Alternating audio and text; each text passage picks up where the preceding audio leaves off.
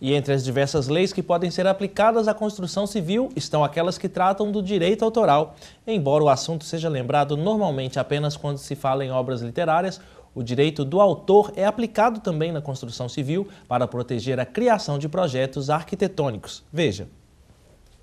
A Lei 9.610 de 1998, que trata dos direitos autorais, inclui os projetos de engenharia e arquitetura como obras intelectuais protegidas. Para falar sobre o assunto, eu converso com o advogado Renato Dolabella. Muito obrigada. Doutor Renato, toda obra é protegida ou ela precisa ter critérios para ter essa proteção da lei? Bom, a Lei de Direito Autoral ela prevê expressamente a proteção aos projetos de arquitetura e de engenharia. O que nós temos ali como uma polêmica no caso é qual que é o alcance dessa proteção, porque a lei não deixa claro se é uma proteção só para o aspecto artístico da criação ou se ela também se estende aos aspectos técnicos dos projetos, né? A lei não tem essa previsão expressa e o judiciário ainda não foi provocado de forma reiterada sobre a questão para a gente conseguir ter um posicionamento pacífico sobre o tema. Outro ponto importante nesse caso é a necessidade ou não de registro dessa obra em algum local para fins de existência do direito. A regra no direito autoral é que o direito existe independente de registro. Eu tenho direito com a criação daquela obra, daquele projeto. Porém, no caso específico da arquitetura, a legislação que criou o Conselho de Arquitetura e Urbanismo, que é uma legislação de 2010, ela tem dispositivos que indicam ser obrigatório o registro do projeto no Conselho para fins de comprovação da autoria. Então, aí a gente já tem uma situação de registro obrigatório. Um projeto arquitetônico pode ser alterado sem o consentimento do autor? Bom, a regra é que não, mesmo porque a legislação de direito autoral, ela vai prever que o direito patrimonial do autor, ele é que tem que ser respeitado para a gente poder alterar ou não um projeto. Agora, esse direito patrimonial, que a princípio pertence ao arquiteto ou ao engenheiro, ele pode ser transferido por meio de contrato.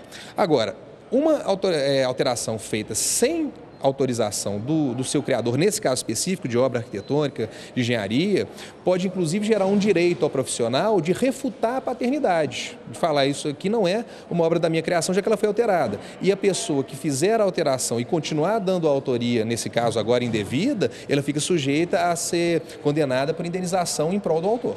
Sim. Projetos de engenharia e arquitetura feitos por escritórios, eles também são protegidos pela lei? Sim, eles também gozam de proteção legal. E o que a gente deve atentar nesse caso é que os direitos morais de autor, que são outros aspectos dessa legislação, eles estabelecem um direito de paternidade para os criadores. Isso muitas vezes não é observado, né? Quando eu tenho ali uma obra, na sua divulgação, na sua construção nesse caso, eu tenho que indicar quem são as pessoas naturais que fizeram aquele projeto, independente da gente também dar uma divulgação do nome do escritório. Então esse é um detalhe legal que tem que ser atentado pelos profissionais da área. Muito obrigada. Voltamos ao estúdio. Recebemos hoje no estúdio o engenheiro civil, perito e conselheiro do Conselho Regional de Engenharia, Arquitetura e Agronomia de Minas Gerais, Raidner Amaral Fernandes. Seja bem-vindo ao nosso programa, Raidner. Muito obrigado. Raidner, qualquer alteração na obra, uma reforma, ela pode, em tese, ferir o direito autoral? Sim, em tese, sim. Em tese, efetivamente, porque uma obra, vamos colocar especificamente a construção civil, ela, quando projetada, ela tem o seu autor do seu projeto, digamos, um projeto arquitetônico, e esse projeto é devidamente aprovado no órgão municipal. Então, já começa daí uma limitação de que não se pode fazer alterações de um projeto que foi aprovado pela municipalidade. Uhum. E, Raidner, quais as punições que são previstas para quem altera uma obra? O Código Civil determina que os atos chamados ilícitos, né, são passíveis de punição.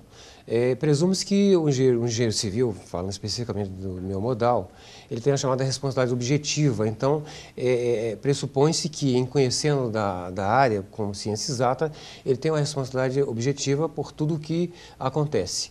Se houve erros construtivos, erros executivos, erros de projeto, ele responde penal e civilmente, porém, mediante a apuração, obviamente, dos fatos, mediante efetivação de perícia, ajuizamento de ação, etc, etc. Então, ele tem perante a sociedade, o Código Civil, a responsabilidade civil, penal e criminal. O direito autoral, no caso de obras, ele é realmente parecido com o direito em caso de obras artísticas, literárias?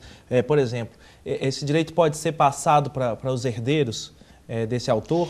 No nosso caso, em se tratando da Lei 5.194, que, portanto, estamos falando das modalidades de engenharia, não há uma previsão legal, não é?